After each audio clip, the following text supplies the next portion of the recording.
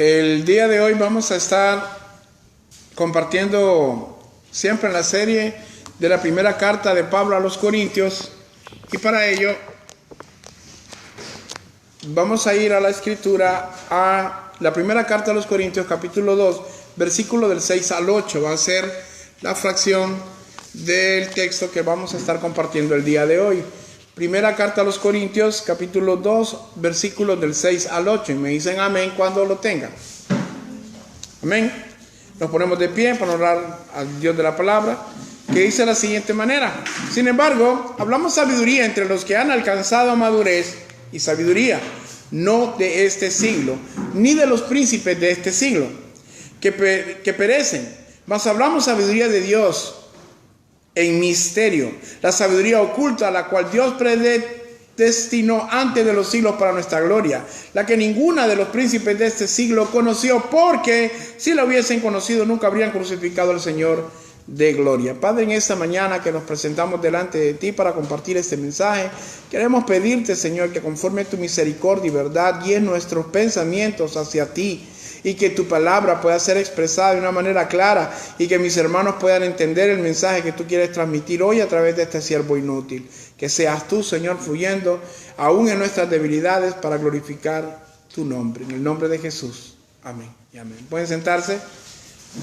El mensaje de hoy, hermanos, será hablando la sabiduría de Dios. Este sería nuestro mensaje número 6 en esta serie de la primera carta a los Corintios que comenzamos hace unas semanas atrás. Así que el mensaje es hablando la sabiduría de Dios. Cuando hablamos de sabiduría, de repente algunos podemos tener algún conocimiento vago o vano conforme a lo que el mundo enseña que es la sabiduría. Por ejemplo, hay algunos que le denominan vivos. ¿Sí? ¿Han escuchado? Ese tipo sí es vivo, dicen. Es sagaz, es astuto. Pero la sabiduría tiene una definición tanto en el aspecto humano como en el aspecto bíblico. En el aspecto humano, la sabiduría es un conjunto de conocimientos amplios y profundos que se adquieren mediante el estudio y la experiencia. O podríamos decirlo que es la facultad de las personas para actuar con sensatez, con prudencia o con acierto. Eso es como el mundo define la sabiduría. A mí, en cambio, me gustaría utilizar un término que utilizó un predicador allá por 1800 llamado Charles Haddon Spurgeon, que solía decir que la sabiduría del hombre era la siguiente: nuestra sabiduría consiste en mirar a Dios y no en discutir con los hombres. Nuestra sabiduría consiste en mirar a Dios y no en discutir con los hombres. Es necesario entonces que comprendamos primero qué es la sabiduría de Dios y cómo se ha revelado a nuestras vidas hasta el día de hoy esa misma sabiduría.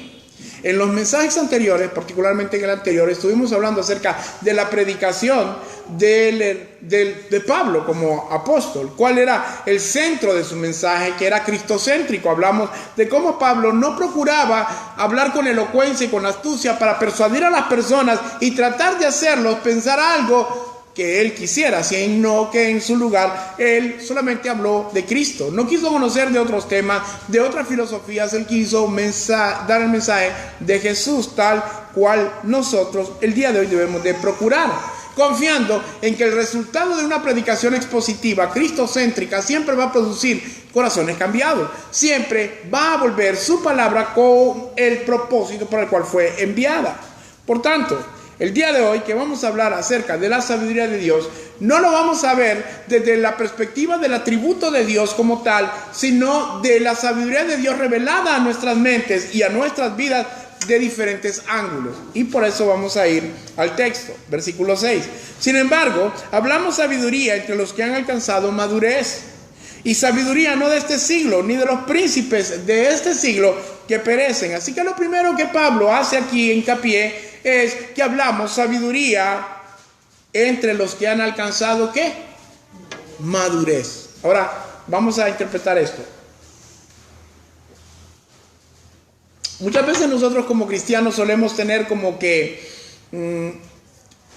como distinciones, ¿no? Este hermano es más maduro, este hermano es un poco más tierno, ¿cierto? Hemos visto que una persona madura en la fe es aquella persona a quien se le puede exhortar, a quien se le puede hablar la verdad, y si es la verdad y si es con misericordia, entonces atiende a este mensaje y cambia su actitud. Ese es un sensato. Podríamos decir que es alguien maduro en la fe. Sin embargo, también encontramos personas que por su poco tiempo con el Señor o en la iglesia, o por congregarse, o tener muy poco conocimiento de Dios, viven sus vidas que nadie les puede decir nada. Son como un bebé, que un bebé es bien bonito, ¿no? Por ejemplo, tenemos a la niña aquí, Denise, muy bonita, muy todo, pero si alguien viene y empieza y le hace un pellizcón a Denise, ¿qué es lo primero que Denise va a hacer? No va a quitar la mano, no va a decir, no me haga eso. ¿Qué va a hacer? ¿Y cómo se quejan los niños? Lloran. Su naturaleza, al ser unos niños, es llorar cuando sienten algo incómodo. Ahora, en el aspecto cristiano también suele haber personas que si no los saludan en la iglesia, se molestan. Ya me voy de esta iglesia. El hermano es muy frío, el pastor es muy directo. Y empiezan a hacer un montón de cuestiones solamente porque hay inmadurez en su vida. Sin embargo, y yendo un poco más profundo, tenemos que ver a qué se refería Pablo acerca de quienes habían alcanzado madurez. Porque el mensaje que Pablo decía en 1 Corintios era tanto para personas que tuvieran mucha experiencia con Dios, mucho conocimiento de Dios, y para aquellos que tampoco lo tenían. Así que ¿a quién serían los maduros a los cuales se refiere Pablo? Pablo se refiere como madurez a aquellos que han escuchado el mensaje de Dios. Hermanos, en un mundo tan contextualizado, como hablábamos la vez pasada, tan cosmopolita acerca de las filosofías que abatían o estaban cerca de Corinto, era fácil inclinar nuestro oído, o el oído de ellos, hacia algo que les gustara, hacia algo que les atrayera. Sin embargo, en el caso de Pablo, Pablo está hablando a los maduros, a los que han alcanzado madurez, a aquellos que verdaderamente han escuchado el mensaje de Dios. Y cuando hablamos del mensaje de Dios, es claro que no es el mensaje dicho por Pablo bajo su pensamiento, sino bajo la inspiración del Espíritu Santo. Mismo mensaje que, como hablamos la semana pasada, es el que nosotros debemos de procurar hablar lo que Dios ha dicho, a pesar de que el mundo no se agrade de esta verdad. Por eso veremos que la sabiduría de Dios no es conforme a este siglo.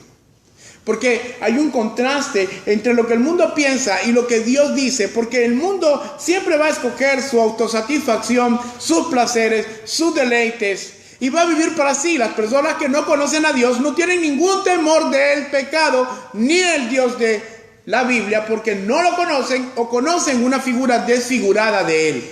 Tienen un ídolo. Por eso usted va a encontrar que la gran multitud de personas se creen hijos de Dios.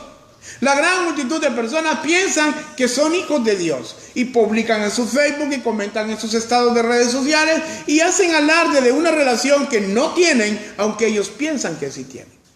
Es como el típico muchacho que le dice a otro amigo: esa muchacha que ves allá tan guapa, esa es mi novia, solamente que ella no lo sabe. Solamente en su imaginación él piensa que tiene una relación con una niña o una muchacha, y nosotros muchas veces en nuestra imaginación, porque el corazón del hombre es perverso, dice la Biblia, y es engañoso, creemos tener una relación con Dios que no tenemos, que es simplemente ficticia. Por eso es importante que maduremos y nos demos cuenta de algo: que la sabiduría de Dios no es como este siglo, que los pensamientos de Dios no es como los pensamientos que nosotros tenemos. De hecho, que en Isaías dice y expresa: como son más altos mis pensamientos que vuestros pensamientos, así son más altos mis caminos que vuestros caminos. Le voy a dar un ejemplo. Lo que para nosotros podría parecer una locura, para Dios era manifestación de su sabiduría, porque todo lo que Dios nos ordena hacer tiene un propósito implícito que, aunque nosotros no lo entendamos, de momento lo vamos a ver al final de nuestra historia. Hubo un caso en el Antiguo Testamento acerca de un hombre llamado Abraham. ¿Cuántos se acuerdan de Abraham? Abraham tenía 2 hijos, ¿sí? Tuvo 2 hijos. ¿Cómo se llama el primogénito de Abraham? El primer hijo de Abraham, ¿cómo se llamaba? Muy bien, Ismael. Y el hijo de la promesa, el hijo que nació de Sara, de su esposa, ¿cómo se llamaba? Isaac. Isaac era el hijo de la promesa. Un día Dios le dice, y lo pueden revisar en Génesis, Dios le dice a Abraham que vaya al monte Moriah y que lleve a su hijo Isaac y que en ese lugar lo sacrifique. Ahora, nuestra lógica humana nos puede decir cómo es posible que Dios, después de haberle dado a este hijo que había añorado tanto tiempo, ahora va a sacrificarlo. Y me imagino que en ese trayecto que fue de 3 días hasta el monte, cuando él viene y despacha a sus 2 siervos y le dice, espérennos aquí que nosotros iremos y volveremos. Cuando va a ese monte y le dice Isaac, Padre, ¿dónde está el cordero para la expiación? ¿Qué le dice Abraham? Le dice, Dios se proveerá un cordero. De ahí viene la expresión Jehová Jireh, Jehová proveerá. Eso significa. Así que él viene y cuando lo va a sacrificar, Isaac no se rehúsa. Isaac no rehúsa el sacrificio. Isaac, ¿qué dice? Pues si Dios lo dijo, que así sea. Un muchacho, ni siquiera a los 14 años, la confianza que tenía, que había aprendido de su padre, por cuanto el padre había caminado con Dios, sabía que si Dios pedía su vida, iba a estar en un mejor lugar. Un muchacho. ¿Cuántos muchachos conocen ustedes de menos de 15 años que estén listos para irse con Dios? La gran mayoría les hablan de que te vas a morir. Y dicen, pero ¿cómo si estoy muy joven? Como si la muerte persiguiera edades. Y sin embargo, en ese momento, en la sabiduría de Dios, Dios determina que Isaac fuera puesto en posición de sacrificio. Y sin embargo, cuando Abraham está dispuesto a sacrificarlo y cuando va a matarlo con su daga, dice la palabra que un ángel se le aparece y le dice, no, Abraham, el Señor ha probado tu fe. Y dice la Biblia que desde entonces Abraham fue conocido como amigo de Dios. ¿Por qué? Porque él había confiado en que si Dios le decía algo, él iba a hacer algo, porque él confiaba en Dios. Ahora, yo le voy a decir esto y yo quiero que usted piense un momento acerca de cómo nosotros muchas veces Dios nos dice que hagamos cosas muchísimo menos que eso. Porque ¿cuántos de nosotros estaríamos dispuestos hoy en día a sacrificar a nuestros hijos por algo que Dios nos mandara a hacer? Dios no nos está pidiendo eso hoy en día, mas sin embargo fue un trato particular y personal que Dios tuvo con Abraham, el cual le reveló su sabiduría, su conocimiento y su propósito. Y nosotros, hermanos, es muy lamentable que constantemente Dios nos dice que hagamos algo y nosotros incurrimos en la desobediencia, porque está implícita en nuestra naturaleza el ser rebeldes. Le voy a dar un caso sencillo. ¿Sabe usted por qué lado debe de cruzar usted las calles? ¿Por qué lado? En las esquinas. Por las esquinas. Pero vamos nosotros y cuando nos cruzamos, a veces ni volteamos a ver por si viene un carro, nos cruzamos por donde nos sea más cómodo, ¿cierto o no? O cuando venimos en el bus y veníamos con sed y nos tomamos un fresquito o una bolsa de agua y el bus no lleva basurero, no hay problema. Usted abre la ventana y hasta como que va sorteando a ver si no le pega a alguien afuera y la tira. Somos desobedientes por naturaleza. Y no comprendemos la sabiduría que Dios trata de transmitirnos y que nosotros debemos de entender. Porque el mundo hasta entiende que usted tiene... Bueno, hay algunas personas que cuestionan que usted tire basura y tienen toda la razón, no debemos de tirar basura. Pero hay personas que inclusive los mismos papás que le dicen al hijo, tíralo por la ventana. Le inculcamos el mal. Por eso la sabiduría del mundo no es igual a la sabiduría de Dios. Mire lo que dice la palabra de Dios en Romanos capítulo 12, versículo 2. Romanos capítulo 12, versículo 2 nos dice claramente que nosotros no debemos de pensar como el mundo suele pensar acerca de asuntos normales. Le voy a dar un ejemplo. Usted viene y le dan dinero de más en el supermercado, en la pulpería o en una bodega. ¿Qué hace con ese dinero? Cuando se percata de que le dan más dinero, ¿qué hace con ese dinero? ¿Lo devuelve? Dice usted, aquí está para los tacos o para la gringa del Rincón del Sabor. ¿Qué hace usted? ¿Devuelve el dinero? El mundo te dice, bueno, agarra. Él se equivocó y quiere pisto, es tuyo. Es la bendición de Dios, dicen algunos un poco más religiosos. Dios te está bendiciendo. Mentiras, hermano, tú estás hurtando.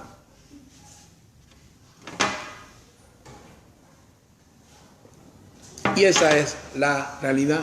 Ahora, dice la Biblia, no os conforméis a este siglo. Cuando dice no conforméis, quiere decir no te amoldes a este mundo, a este siglo, sino transformaos por medio de la renovación de vuestro conocimiento, entendimiento, para que comprobéis cuál sea la buena voluntad de Dios agradable y perfecta. Dios desea en su soberana voluntad que nosotros no sigamos la corriente del mundo, que no nos comportemos como el mundo se comporta. Les voy a dar un ejemplo. Ahorita estamos en diciembre. ¿Qué es lo que normalmente la gente hace en diciembre? Particularmente el 24. Muchos se embriagan. La otra vez miraba una publicación de una persona que, aunque tiene cierta verdad, realmente era un ataque directo al cristianismo. Decía, dale like si en vez de darle diezmos al pastor para que se haga rico, lo cual yo considero que también no debemos de procurar dar para que el pastor se vuelva rico. Que viva bien está bien, pero que sea rico ya son otras. Y la iglesia pobre no creo que sea la voluntad de Dios. Pero dice, dale like si en vez de darle los diezmos al pastor, mejor le das un regalo a los niños. Y a mí particularmente me llamó la atención y yo quise comentar algo, porque aunque le podía dar la razón en algún aspecto, ciertamente no tienen ningún problema en ir a emborracharse y hacer rico a un hijo del diablo. Ningún problema. La gente que bebe no tiene ningún problema en perder 1,000, 2,000, 3,000 lempiras en una noche de bebida y se va en la letrina. No tiene ningún problema. Pero dígale, ¿por qué no le regalas algo a alguien necesitado o a la iglesia? El otro día hablaba con un asistente de carnicero y le decía yo, dime una cosa, le digo, ¿cómo es que todavía bebes? Y él me decía, sí, bebo, todos los días bebo. Oye, ¿cómo haces? O sea, ¿qué tanta plata ganas si sos asistente de carnicero? Es que para beber yo no ocupo dinero porque a mí me invitan. Y yo le dije, ¿sabes qué? Si realmente te invitan, dile, no me invites a una cerveza, dame un taco o un plato de comida. Es que eso no te van a dar, ni dinero te van a dar, pero bebida sí te dan. Entonces, el mundo, en su aspecto, en su sabiduría, ¿qué dice el hombre que lo invita? ¿Por qué invitan los borrachos a otros borrachos? Y sí, son borrachos. A mí no me digan, no, que no soy bolo, que yo dejo la vida cuando quiera. No, si bebes y si no hay necesidad de beber, es porque el pecado te domina. La Biblia me dice a mí que todo aquel que practica el pecado se hace, ¿qué? Esclavo del pecado. ¿Por qué bebes? Porque eres un bolo. Porque eres un borracho, no hay otra. Ay, qué feo suena eso, ¿verdad? Pero es la verdad, eres un borracho, por eso bebes, por eso tomas.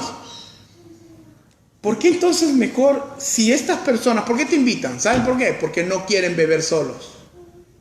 Es típica persona que no solamente peca, sino que hunde a otros en su pecado.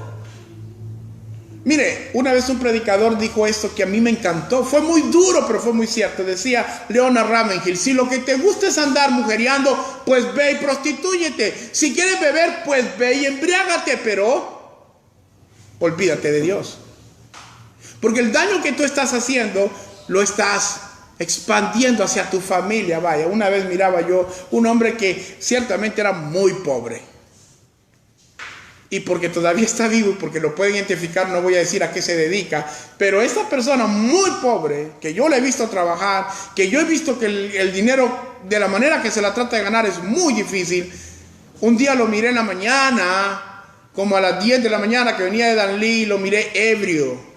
Y llevaba unos huevitos, como 3 huevitos, y se le había quebrado uno. Y dice, aquí voy, llevando el desayuno para la casa. Mira, a mí me entró como una cuestión así, como no sé si era cólera, si era frustración.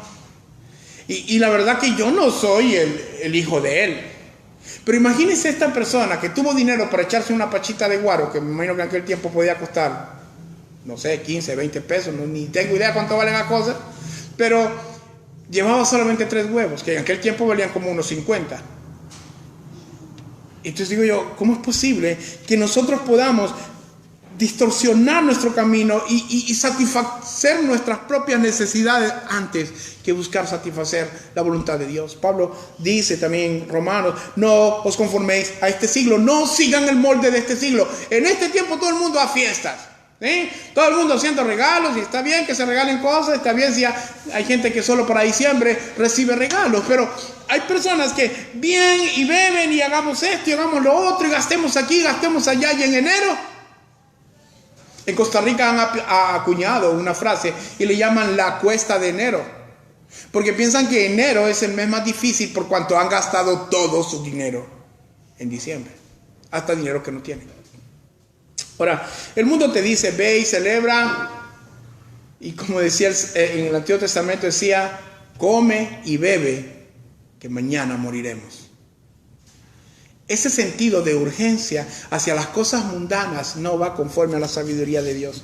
Dios quiere que veamos su sabiduría desde otra perspectiva. Por ejemplo, en su salvación. Humanamente, alguien que no conoce a Dios no entiende cómo alguien que era borracho, que era fornicario, que era drogadicto, se vuelve cristiano y ya no le cree. Ay, ese es pastor ahora y es predicador. Y que cristiano, ahorita en diciembre, perdón la expresión, pero lo voy a decir porque ahí lo dice la gente, en diciembre la revienta. Que se abstuvo de beber 6 meses. No, pero ahorita va a ser borracho. Ahorita en la feria o en diciembre y etcétera. Y empiezan y están en expectativa a ver a qué horas cae. Una vez, recuerdo yo hace un tiempo atrás, cuando era miembro de otra iglesia, estaba editando un video acerca de los hombres que habían ido. Y una persona que había asistido, que era familiar de este hombre, bueno, no familiar directo, pero indirectamente era familiar, se maravilló de que en el video apareciera este hombre, que era familia de ellos. Y entonces me dijo, uy, ¿y es que este fulano de tal fue a hacer tal retiro de ustedes? Sí. Uy, no, pero este hombre en 2 semanas ya está en el mundo. No era solo eso, sino que esta persona que me decía esto era cristiana. O decía ser cristiana. Hasta el día de hoy tengo mis reservas. Pero esto es lo que no entiendo yo. ¿Cómo es posible que en la salvación de Dios, si bien el mundano no lo puede entender, no lo debe de entender porque humanamente no podemos entender los misterios de Dios, pero alguien cristiano, alguien que conoce a Dios, ¿cómo es posible que alguien que conozca a Dios esté esperando el momento para que otro hermano caiga? Solamente para tener la satisfacción de decir, ven, tenía razón. La salvación de Dios revela la sabiduría de Dios. Porque no es como este mundo piensa. Hermano, usted pudo haber sido el asesino más perverso. Usted puede ser el más grande hipócrita, mentiroso, chismoso. Pecados que son casuales y que son comunes. Que haya chisme, que haya hipocresía, que haya mentira. Son pecados que usted los mira en todos los barrios. En todas las colonias hay comunicadoras sociales. Para darles un poco más de prestigio. Siempre van a haber personas así. Y cuando tienen una noticia sabrosa, no esperan para comentarla.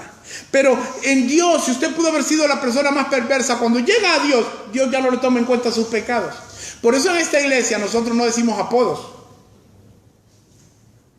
¿Sí? En esta iglesia, aquí no se dicen apodos. Aquí si alguien le conocían por su nombre artístico, entre comillas, en el mundo le puede seguir diciendo así, pero nosotros no le decimos de esa manera. ¿Sabían eso ustedes? Porque aquí hay personas que han tenido apodos y famosos por sus apodos, pero nosotros no le decimos su apodo. A mí me decían guapo. Mi esposa siempre me ha dicho guapo. Pero la verdad, hermanos, cuando Dios nos hace nueva criatura, aún las cosas viejas pasaron, esas cosas también se fueron. Yo le quiero decir que Dios revela su sabiduría en la salvación porque Él toma a una persona como usted o como yo y nos da un propósito eterno. Nos alcanzó por su misericordia y la sabiduría de Dios es que ya Él no nos mira como nosotros inclusive podemos mirarnos. Porque hermano, yo le voy a decir una cosa, muchas veces nosotros cuando hacemos algo que está en contra de la voluntad de Dios, lo primero que nosotros hacemos es escuchar la voz del enemigo que nos dicen qué barbaridad, y sos pastor, o sos líder, o sos miembro de tal iglesia, o decís que crees en Dios, y escuchamos esa voz y nos creemos esa verdad del enemigo.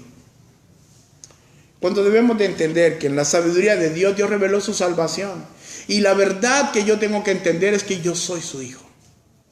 Hay una canción que a mí particularmente me ministra mucho, que se llama Ya no soy esclavo del dolor, de Julio Melgar. Ya él ya partió con el Señor. Pero cuando dice ya no soy un esclavo del temor, la siguiente parte que dice me ministra. Yo soy hijo de Dios. Hermano, el mundo te va a poner un montón de etiquetas. Fanático. Y cuando hagas algo malo, es mejor que reconozcas que has hecho algo malo. Porque el mundo va a señalar lo malo que tú tienes.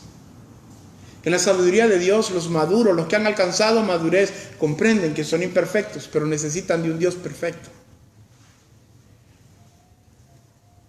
El mundo no entiende esto y no lo valora. ¿Ustedes creen que el mundo valora que usted diga la verdad? ¿O siempre va a tratar de hacer que usted mienta? El mundo siempre va a tratar de que usted haga algo malo y lo va a estar vigilando. Yo recuerdo que en la universidad tenía un compañero que él le caminaba diciendo a los demás: hey, miren, este es pastor, pero no para que le diera algún tipo de consejería o algo. Claramente la intención de este compañero era de que si alguien mirara algo malo en mí, pudiera tener que decir: y es pastor. Ya 3 años y medio que casi me graduó. Y aunque siempre va a haber gente que va a hablar cosas de ti, lo bueno es que no tengan razón al que hablen de ti. Así que el mundo no va a valorar la verdad. La valora, la menosprecia. Por eso mienten, por eso son mentirosos. Veamos el caso de que yo le diera al hermano Javier una llave bonita de un, pongamos que es de un Frontier, no sé qué se marca, son una Frontier, Toyota Frontier, no sé. Y yo le doy la llave y el hermano va a decir: ¿y dónde está el carro? No está el carro, pero está la llave. ¿Qué va a hacer con la llave? Y yo: ¿para qué ocupo una llave de carro si no tengo el carro? Y la bota. Y después la bota en un río. A los 10 minutos le digo: hermano, si puedes encender ese carro que está ahí con la llave que te di, es tuyo. ¿Qué va a hacer ahora con la llave? Que no la tiene. Ahora sí la va a valorar. Cuando la tuvo en su mano no la valoraba. ¿Por qué?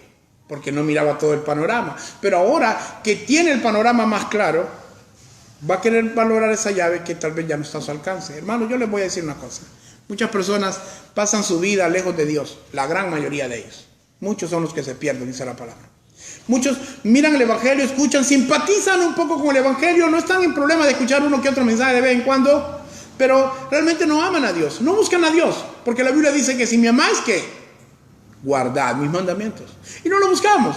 Y de repente en el mundo pasa y menospreciamos el Evangelio. Sí, un día voy a ir, no se preocupe, pastor, no se preocupe, hermana, un día voy a ir y se murió. Y cuando está delante de Dios en la presencia, ¿creen ustedes que pueden decirle a Dios: Dios, pero yo iba a ir? Yo sí iba a ir, esta semana iba, pero me trajiste, o sea, me tocó irme antes. ¿Usted cree que Dios sí iba a darle? Dios sí está bien. ¿Ustedes creen que Dios va a decir eso? El Dios justo le va a decir: bueno, esto fue lo que sembraste, esto es lo que vas a cosechar. En ese momento, ¿saben qué? ¿Cuál es la frase? Un día escuché a un pastor decir esto y creo que es muy cierto. ¿Cuál es la frase más conocida en el infierno? La frase más conocida en el infierno es: yo nunca quise venir a este lugar. Porque yo se lo garantizo que las personas que están en el infierno no desean estar ahí, más les toca estar ahí. Por cuanto rehusaron atender el llamado de Dios, rehusaron buscar a Dios, rehusaron escuchar su mensaje de salvación. Aunque simpatizaban con la idea de un Dios, no lo amaron. La sabiduría de Dios, hermanos, es un misterio. Es algo que tiene que ser revelado por Dios mismo, porque usted y yo podemos leer el texto, podemos entender intelectualmente un texto, pero a menos que se haga rema en nuestra vida, no vamos a cambiar. Romanos 9, 22, 23. Mire lo que la Biblia dice de una manera tan rotunda. Romanos 9, 22, 23. ¿Y qué dice? Oiga bien, ¿y qué? Es Pablo hablando, inspirado por el Espíritu Santo. Si Dios, queriendo mostrar su ira. Hay algunos dicen que Dios no tiene ira. Y la ira de Dios es un reflejo de su santidad y su justicia. Dice: queriendo mostrar su ira y hacer notorio su poder, soportó. Escuche bien, cada pecador que no se ha arrepentido es horrible delante de Dios. Dice: soportó con mucha paciencia los vasos de ira preparados para destrucción. Y para hacer notorias las riquezas de su gloria las mostró. ¿Para quién? Para con los vasos de misericordia que Él preparó de antemano para gloria, hermanos. Qué lindo ver cómo Dios, Él revela su misericordia a aquellos que hemos creído en Él. Y aquellos que no creen en Él, solo les espera la ira. Porque la Biblia dice que horrenda cosa es caer en manos del Dios vivo. Dios ha querido, dice, mostrar su ira. ¿Y qué? Si Dios quiere mostrar su ira, Dios muestra su ira porque Él puede hacerlo y porque Él tiene todo el derecho a hacerlo. Porque todo pecador inconfeso es una ofensa a Dios a diario cada vez que hace algo malo. Y un creyente que ha conocido de Dios debe dar gracias por ser un vaso de la misericordia que Dios en su infinita sabiduría quiso depositar su gracia. Pero el mundo no entiende esto. El mundo dice, bueno, y si Dios es tan bueno, ¿por qué hay maldad? ¿Por qué hay dureza? ¿Por qué hay terremotos? ¿Por qué se mueren los niños? Y si Dios es tan bueno, y empieza a buscar un montón de razones de su lógica para poder atacar a Dios. Y si Dios es tan bueno, ¿por qué no nos salva a todos? ¿Sí? Hay personas que dicen así. Si Dios ama a todos, dicen, lo cual es una mentira. La Biblia me dice que Dios ama a los suyos. ¿Sí? Aquí dice, preparó unos vasos de ira. Así que hay unos que no ama.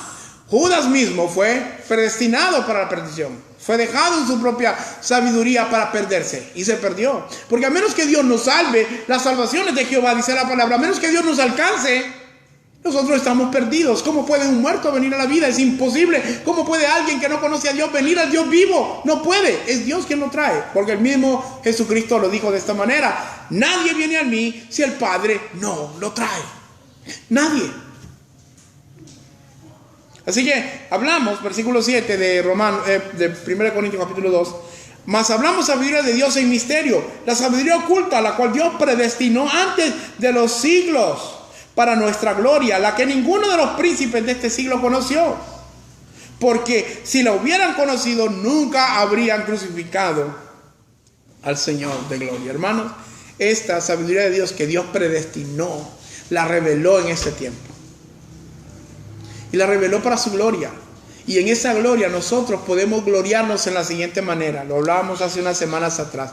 Si alguno se gloría, gloríese en esto, decía el profeta. En conocerme y entenderme, refiriéndose a Dios. La sabiduría de Dios dice que no la conocieron los príncipes de este mundo. Hermanos, yo les voy a decir, hay muchas personas, inclusive en Nicaragua hay unas vallas enormes. Yo recuerdo que cuando he pasado por ahí, hay unas vallas enormes de un personaje que es el presidente de ese país, que dice, Nicaragua, dice, está bendecida, prosperada y en victoria. Que es un grito que muchas personas hacen. ¿Cómo está, hermano? Bendecido, dicen, prosperado y en victoria. Y luego ves en su estado de Facebook que está triste, que está angustiado.